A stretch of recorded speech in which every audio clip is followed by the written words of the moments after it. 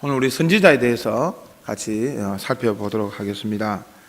여러분, 선지자는 어떤 사람들입니까? 구약의 선지자가 있는데, 구약의 선지자는 지금으로 치면 누구입니까? 구약의 선지자는 지금으로 치면 바로 우리 목회자, 목사에게 가깝습니다. 그래서 구약에는 이 선지 학교가 있습니다. 선지자 학교, 마치 우리 신학교처럼. 그런데 선지자 학교를 통해서 율법을 영국케 하고, 우리가 알고 있는 그 랍비들도 바로 어떻게 보면 이 선지자하고 비슷한 그런 사람들입니다. 그래서 그 학교를 마치고 이제 그 말씀들을 선포하고 가르치고 하는 일들을 선지자가 했습니다. 그런데 신약에 오면 이 선지자의 역할들이 점점 축소되고 또 다른 쪽으로 선지자가 진행됩니다. 왜 그런가 하니까 우리 구약에 기름 부음 받은 새 직분이 있지 않습니까? 그러니까 군인들, 장교들, 혹은 집사님들, 또 교회 성전에서 봉사하는 레위인도 있고, 이런 분들은 그냥 이렇게 그 직분을 주면 되는데요. 특별히 기름 부은, 그러니까 그 메시아라고 할 수 있죠. 메시아적인 사명을 감당하는 세 가지 직분이 있었죠. 바로 왕과 제사장과 선지자입니다. 이 세 직분은 기름 부은 특별한 직분입니다. 왜 특별한 직분이냐? 이 세 직분이 바로 예수님을 상징하게 되고, 예수님이 바로 이 세 직분을 완성시켰습니다. 예수님은 왕으로서 이 땅에 오셨습니다. 그래서 다윗의 후손으로 유다 지파로 이 땅에 오셨고, 비록 작은 말이지만은 나귀를 타고 예루살렘에 입성하시면서 참 유대인의 왕이로다 하는 그런 팻말에 따라서 십자가에서 돌아가셨습니다. 그리고 제사장으로 이 땅에 오셨습니다. 비록 레위 지파의 반차는 아니지만 그 멜기세덱의 반차를 쫓으시면서 참된 또 제물로서, 어린 양으로서 십자가에서 돌아가셔서 제사장 직분을 완성했습니다. 그리고 선지자로서 이 땅의 바리새인과 이 세상을 향해서 또 죄인들을 향해서 하나님 말씀을 선포하셨습니다. 그래서 예수님은 이 세 가지 직분을 다 완성했습니다. 자, 그러면 예수님 이제 성천하시고 그 다음에 이 직분은 어떻게 됩니까? 이 직분은 누구에게 이제 옵니까? 이제 구약은 다 사라졌는데 신약의 백성들에게 이 세 가지 직분은 어떻게 나타날까요? 누구에게 나타날까요? 바로 여러분들 이름 넣으시면 돼요. 바로 우리 각 개인에게 이 직분이 이제 전수된 것입니다. 그래서 여러분 베드로 전서에 우리는 왕 같은 제사장이다. 그것은 압축적인 말이고, 우리는 왕 같은 제사장이자 또 왕 같은 선지자이자 또 제사장이자 선지자이자 선지자이자 제사장이고, 이 세 가지 직분을 우리는 다 가지고 있는 것입니다. 그래서 우리가 예수 그리스도를 믿는다는 것은 이제 하나님의 자녀가 되었다는 것이고, 곧 이 땅에 왕으로서 살아가야 합니다. 우리가 왕됨을 많이 누리지 못하고 있습니다. 여러분, 이 땅에 살면서 얼마나 내가 하나님의 대리자 왕으로서 이 땅을 누리고 있습니까? 그 왕이라는 것은 결국은 무엇을 뜻할까요? 이 땅의 진정한 피조세계의 왕이라는 것이죠. 그래서 여러분들이 이제 단풍을 보면서 세상 사람들은 아름답다 하지만 우리는 어떻게 봐야 됩니까? 하나님이 창조한, 하나님이 우리에게 주신 선물이다. 새들이 노래하면서, 새들이 지지배배하면서 갈 때 하나님께서 우리에게 저 소리를 들려주시는구나. 여러분이 직장에 들어갈 때, 학교에 갈 때, 이 학교의 직장의 주인은 누구일까? 사장님입니까? 회장님입니까? 이 학교의 주인이 교장입니까? 바로 우리가 하나님이 창조한 이 지식 때문에 학교가 있고, 또 그런 것 때문에 직장에 있다면 우리가 이 직장의 진정한 주인됨을 선포하는 것입니다. 왕이 들어가는구나. 너희들은 알아라. 왕이 들어간다. 여러분들 그런 왕됨으로 이 세상을 살아가야 되는 거고, 또한 제사장으로 살아가야 됩니다. 제사장이라는 것은 어떤 것입니까? 이 세상을 중보해야 되는 거죠. 이 세상에 약한 자들, 어려움 당한 자들, 혹은 이 세상의 악한 근세들과 함께 우리는 중보하면서 이 세상을 살아가야 됩니다. 저는 오늘 아침에 고신대 그 은퇴 교수님하고 이렇게 통화를 하게 됐어요. 이 다문화 세미나 때문에 전화하면서 이 교수님이 갑자기 그러는 거예요. 목사님, 우리 시리아를 위해서 기도해야 됩니다. 갑자기 기도 제목이 갑자기 나오니까 저도 이렇게 좀 생각을 하게 됐는데, 최근에 여러분 그 시리아 그 어린아이, 그죠? 그 내전으로 인해서 그 폭발물 맞아서 그 집이 무너지면서 그 어린아이가 이렇게 온몸에 뭐 피자국과 있으면서 그 어린아이 그 아이의 모습이 한번 나왔잖아요. 그러면서 뭐 교수님이 갑자기 눈물을 흘리는 거예요. 목사님, 저도 시리아를 위해서 기도할 테니까 목사님도 기도해 주세요. 우리가 왜 기도해야 됩니까? 그 남의 나라 시리아를. 우리는 무엇이기 때문에? 제사장이기 때문에. 제사정적인 우리가 받았기 때문에 우리는 그 시리아 소식이 우리와 관계되는 겁니다. 그래서 여러분들이 아홉시 뉴스를 볼 때 어떤 어려움을 당한 자들이 있으면 잠시라도 하나님, 저 어려움 당한 자를 위해서 함께 해주세요. 그런 어떤 중보자, 그것이 바로 제사장 직분을 가진 우리의 태도입니다. 그 다음에 세 번째는 바로 선지자의 자세입니다. 선지자의 자세.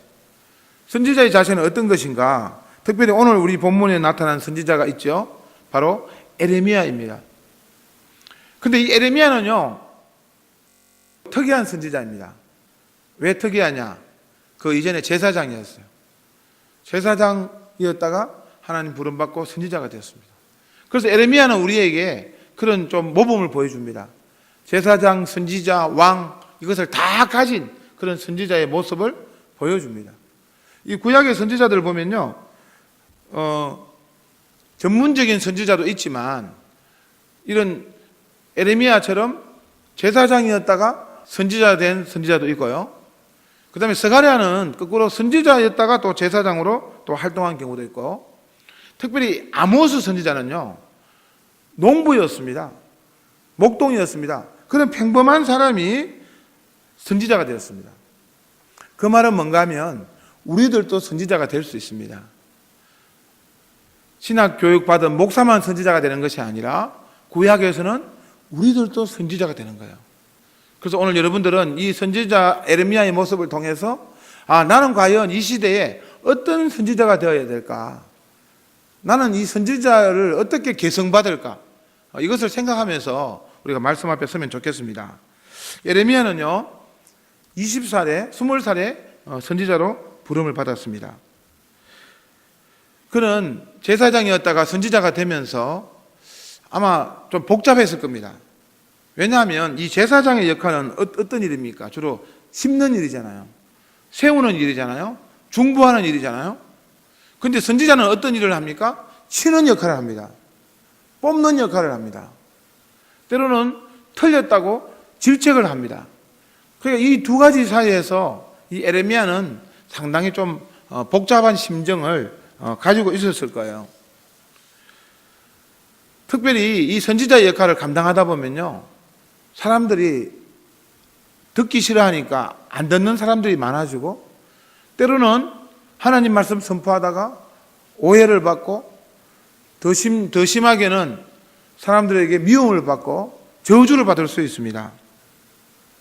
왜냐하면 일반적으로 그 직업적인 선지자들은요, 좋은 말 하거든요. 좋은 말, 위로하는 말 하거든요. 그런데 때로는 이 하나님의 선지자들은 사람들은 듣기 싫어도 하나님 말씀을 해야 되는 거예요. 저는 목사로서도 요즘에 그런 생각을 많이 합니다. 사람들에게 좀 싫은 말을 하기가 힘들어요. 예를 들면 누가 시험을 치면 시험 다 합격하기를 바랍니다. 병에 걸렸으면 다 치료되기를 원합니다. 물론 이런 말 해야 되죠. 정상적으로 사람들이라면 누구나 그런 말 해야 되지만, 때로는 하나님이 주신 병도 있고, 하나님은 오히려 실패를 통해서 하나님의 뜻을 보여줄 때가 있거든요. 그래서 하나님의 마음을 잘 품어서 때로는 하나님의 말씀을 전해야 된다고요. 어떤 분은 집이 생겨가지고 집을 위해서 기도해 줬더니 집이 생겨가지고 집 지킨다고 교회 안 오는 거예요. 그런 분들에게는 집 잘 되라고 기도만 해줄 수 없잖아요. 하나님 이 집이 무너지더라도 교회 오게 해주세요 라고 기도할 수도 있지 않겠습니까? 예, 그런 고민, 그것이 바로 이제 삼선지자의 고민입니다. 당시 에레미야 때는요, 어떤 시대인가 하면 바벨론이 곧 침략하는 그런 시점이에요. 그럴 때에 다른 선지자들은 다 뭐라고 했는가 하면 괜찮다. 우리 이스라엘 괜찮을 것이다.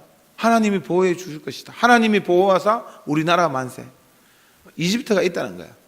그러니까 걱정하지 말라고. 다른 선지자들은 하나님은 우리를 끝까지 사랑하시고 책임져 주시고 재앙을 내리지 않으시고 복을 주시고 다 좋은 말이잖아요. 늘 좋은 말이잖아요. 그렇지만은 에레미야, 참된 선지자 에레미야가 봤을 때는 틀린 거예요. 바벨론한테 곧 멸망당하는 거예요. 에레미야는 그것을 본 것입니다. 그래서 에레미야는 선포한 것입니다. 아니다. 우리는 바벨론에게 진다. 하나님의 성전이 무너진다. 그런 말을 얼마나 싫은 말이에요.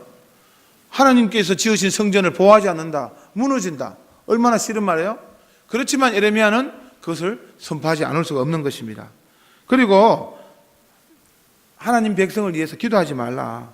모세와 사무엘이 있다 할지라도 하나님은 듣지 않을 것이다. 와, 이런 말이 어디 있어요? 모세가 지금 우리 이스라엘에 있다 할지라도 사무엘이 있다 할지라도 하나님은 우리 이스라엘을 위한 기도 들어주지 않을 것이다. 에레미야는 그런 선포를 했습니다. 심지어는 우리는 심판을 받는다. 여자들의 치마가 들쳐지는 그런 수치를 우리가 당할 것이다. 깨어진 병같이 하나님은 우리를 깨뜨릴 것이다. 이런 선포를 했습니다. 그리고 말로만 선포한 거 아니에요. 여러분 선지자들 있잖아요. 말로만 하나님 말씀은 이렇다. 지금 우리 목회자들이 제일 큰 문제가 무엇입니까? 너무 말로만 한다는 거예요. 삶으로 보이지 않고. 그래서 목사님들이 한강에 떨어지면 아마 둥둥 뜬다 그러잖아요. 입이 살아가지고 입은 계속 물에 떠 있는다고. 그런 측면에서 당시 이 선지자들은요 말로만 예치지 않았습니다. 예를 들면 이 호세아 선지자는 이스라엘 백성의 간음을 보여주기 위해서 어떻게 했습니까? 간음한 여인하고 결혼했어요. 대단하죠. 너희들이 간음했다. 그래서 간음한 여자하고 심지어는 결혼하면서 이스라엘 백성의 부정을 폭로했고요. 이사야 선지자는요, 이스라엘 백성이 이런 옷벗은 그런 노예같이 수치심을 당하는 것을 보여주기 위해서 실제로 옷을 벗고 맨발로 3년을 다녔습니다. 그 사람들 볼 때는 미쳤지만은 몸으로 보여주는 거예요. 너희들이 이와 같이 된다는 거예요. 그 다음으로 이 에스겔 선지자는 어떻게 했습니까? 에스겔 선지자는 머리를 팍팍 깎고 수염을 다 깎았어요. 너희들이 이렇게 하나님 앞에 수치심을 당할 것이다. 그리고 오늘 우리 에레미야 선지자는요, 이스라엘 백성들이 포로로 잡혀간다는 것을 보여주기 위해서 그 제수들 옷 같은 걸 입고 썩은 그 새끼줄을 이렇게 메고 다녔습니다. 왜요? 당신들이 포로가 된다. 그리고 이거는 너희들 장례식을 치른 거하고 같다. 그리고 나무 그 제수들이 메고 다니는 그 행터를 메고 막 다니면서 너희들이 이런 제수가 된다. 그리고 결혼하지 않았어요. 예레미야는 결혼하지 않았습니다. 왜? 우리 제수가 어떻게 결혼하느냐? 이렇게 선지자들은요 몸을 통하여 그 이스라엘 백성들에게 선포를 하고 하나님의 뜻을 전달했습니다. 그러니까 백성들을 얼마나 싫어하겠어요? 특히 이 거짓 선지자들은 그 선지자들이 얼마나 미웠겠습니까? 그래서 엄청난 박해를 받았습니다. 이 에레미야는 엄청난 박해를 받았는데 어떤 박해를 받았는가 하면 그 25장에 보면 내가 23년 동안 하나님의 말씀을 부지런히 전했는데도 저 사람들은 코웃음 쳤다, 비웃었다. 그리고 자기를 미친 선지자다, 가짜 선지자다, 그렇게 욕을 했다고 하였습니다. 그 다음에 에레미야가 그 나무 멍에를 이렇게 보여줬다고 했잖아요. 그 나무 멍에를 다 깨어 부숴버리고 말았습니다. 자, 이 에레미야가 얼마나 힘들었겠습니까? 자기는 그래도 하나님의 말씀을 선포했는데 이렇게 사람들로부터 오해를 받고 미쳤다고 하고 또 심지어는 막 감옥에 가두고 막 그런 일을 당했거든요. 심지어는 뺨을 맞고, 예레미야 선지자가 가짜 선지자에게 뺨을 맞고 그랬습니다. 그런 고난 속에서도 이 에레미야는요, 분명한 확신이 있었습니다. 어떤 확신? 심지어는 에레미야가 이런 말 했죠. 나는 하나님의 천상회의에 참여한 사람이다. 하나님의 회의, 영적인 회의에 내가 참석하니까 너 가짜 선지자들은 그때 아무도 없었다. 나밖에 없었다.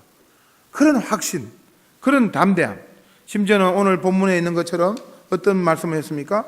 내가 여호와의 말씀을 선포하지 않으면 내 마음이 불붙는 것 같아서 정말 내 머리가 정말 사무쳐서 나는 답답하여 견딜 수 없다. 나는 하나님의 말씀을 선포하지 않을 수가 없다. 그리고 33장 3절에도 하나님께서는 분명히 내게 크고 비밀한 은밀한 일을 보여줬기 때문에 나는 말하지 않을 수가 없다. 그것이 바로 선지자의 태도입니다. 오늘 우리가 이런 선지자의 태도를 보면서 그러면 우리는 어떤 교훈을 받을 수 있을까요?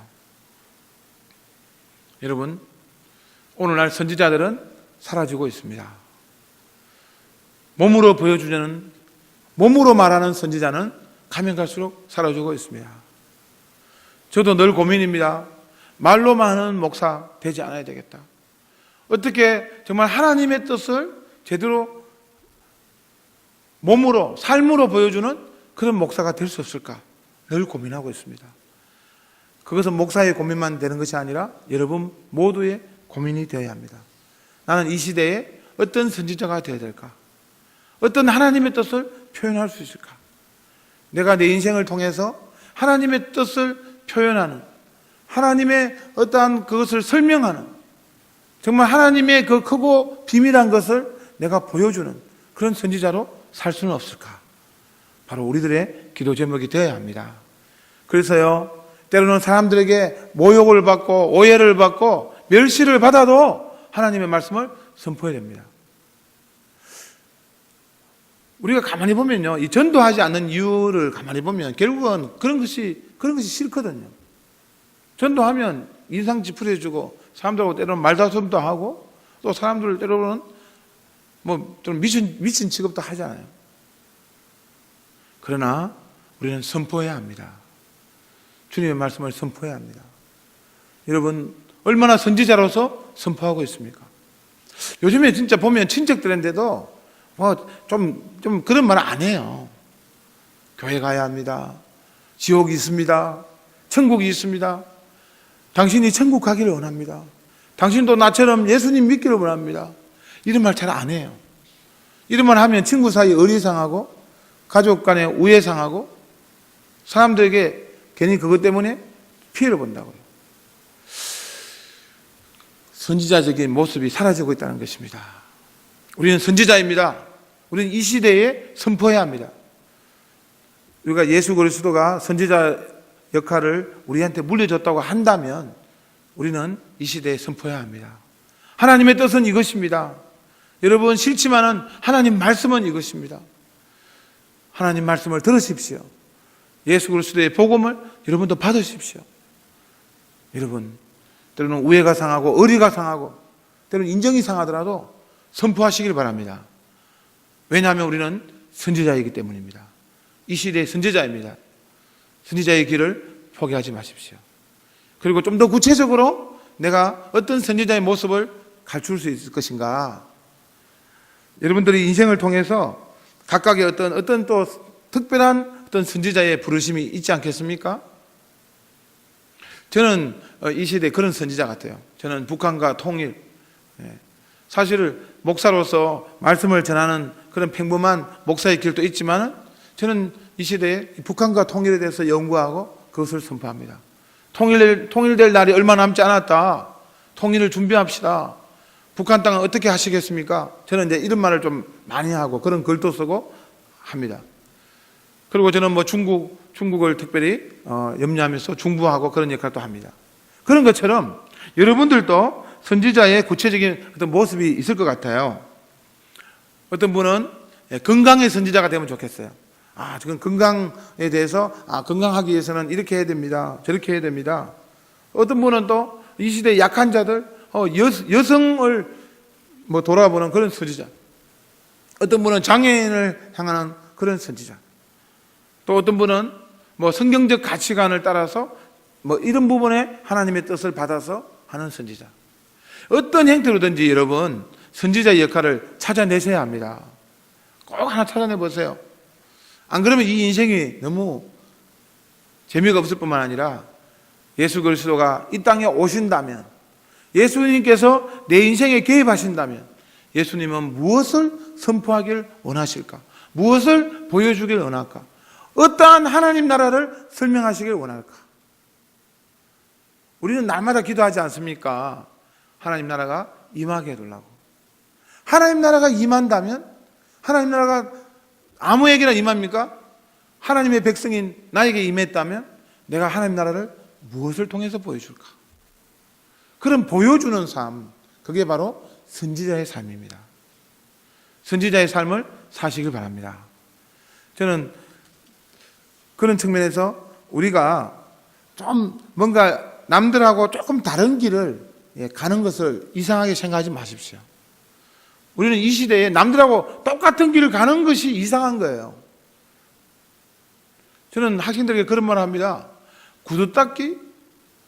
때밀이라는 말 쓰면 안 되죠. 요즘은 새신사라고 합니까? 새신사가 부끄러운 게 아니야. 때밀이가 부끄러운 게 아니야. 남들하고 똑같이 때를 밀고 남들하고 똑같이 구두 닦는 그것이 부끄러운 거야. 내가 선지자로서 때를 밀 때 혹은 구두를 닦을 때, 운전을 할 때 남들하고 똑같이 욕하고 똑같이 법도 다 어기고, 그거는 우리가 그냥 교회 다니는 종교인밖에 되지 않는다. 우리의 삶 속에 하나님 나라를 뭔가 설명해 주는 그런 선지자로서 다른 길을 가야 되는 것입니다. 때로는 그것이 불편하고, 때로는 그것이 오해를 받고, 때로는 그것이 모욕을 받는 그런 일을 할지라도 우리는 다른 어떤 선지자의 모습을 보여줘야 합니다. 그래서 교회 복도에 다른 사람들은 그 쓰레기가 있을 때 누군가가 죽겠지가 아니라 그걸 한번 주울 수 있는, 그게 선지자예요. 다른 사람들은 그 신호를 다 어기고 갈지라도 그 신호를 한번 버티고 있는 것이 선지자입니다. 다른 사람들은 이중장부 쓸지라도 우리가 깨끗하게 장부를 쓸 수 있는 게 선지자입니다. 다른 사람들은 모른 척 할 때 그것을 위해서 아파하고 함께 나눌 수 있는 선지자. 하나님은 이런 에레미야의 선지자를 오늘 또 이 시대에 찾고 있습니다. 그래서 에레미야는요, 단순히 그냥 아까 말로만 선지자가 아니라고 했죠. 여러분 에레미야 애가를 잘 살펴보십시오. 에레미야 애가를 보면요, 에레미야가 얼마나 그 시대를 말로만 외친 것이 아니라 몸으로 외쳤고 몸으로 그 시대를 아파했는가 잘 드러납니다. 특별히 에레미야 애가 2장 15절에 보면 11절 15절 이런 말씀이 있죠.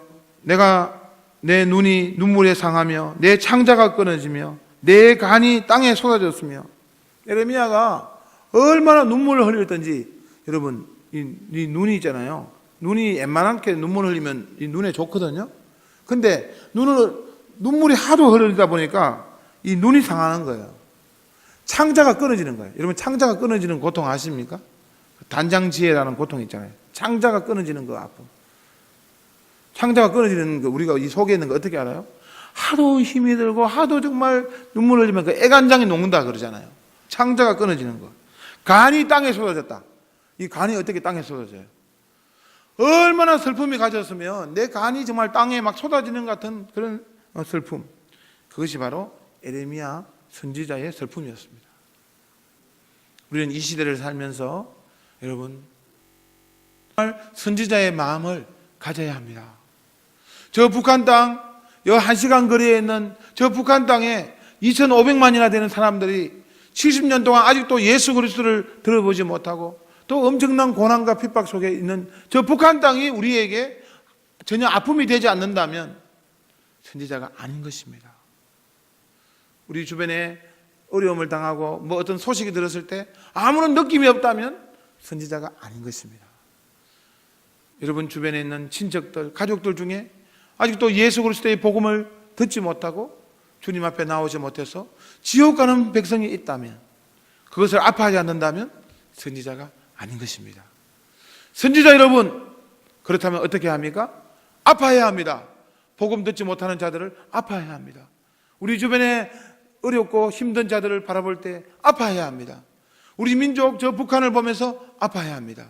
세계의 열방을 볼 때 아직도 고난과 어려움과 희망 없이 살아가는 자들을 볼 때 아파해야 합니다. 아파하는 선지자 여러분 되시기를 주님의 이름으로 간절히 축원합니다. 하나님은 선지자를 찾고 있습니다. 여러분들 가운데 하나님의 선지자가 엘리야 시대 때 바알에 무릎 꿇지 않은 7,000명의 선지자를 내가 남겨놓았다 하듯이 이 한국교회에 하나님께서 쓰시는 7,000명의 선지자 중에 한 명이 여러분이 되시기를 주의 이름으로 선포합니다. 기도하겠습니다. 하나님 아버지 감사합니다. 하나님 이 시대에 바알에 무릎 꿇지 않은 7,000명의 선지자를 찾으실 때 오늘 이곳에 하나님의 선지자가 하나님 눈에 뜨이게 하여 주시옵소서. 이 시대의 아픔과 이 시대의 눈물을 가지고 살아가는 하나님의 선지자가 일어나게 하여 주시옵소서.